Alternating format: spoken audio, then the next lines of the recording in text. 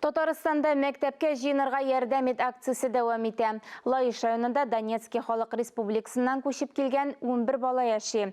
Һәр кемгә мәктәп кирәк-яраклары тутырылган җыелмалар бирелде. Алар Кымлык авыл бистәсе мәктәбендә белем алачак.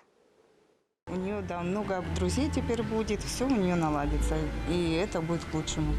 Донецкидан килгән балалар авырлыклардан соң ниһаять гадәти режимда яши башлый. Быелгы 1 сентябрьне алар Лаиш районында каршылый.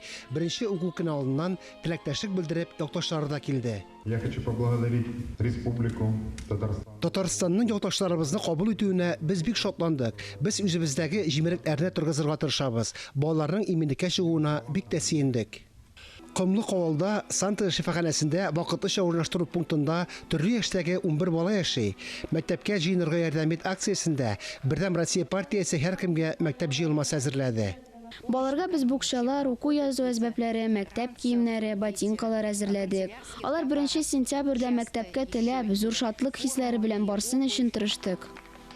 Гадәттәгечә, мәктәп җыелмаларын ярдәмгә мохтаҗ гаиләләрдә тәрбияләнүче балалар да, сәламәтлекләре читләнгән укучылар да ала.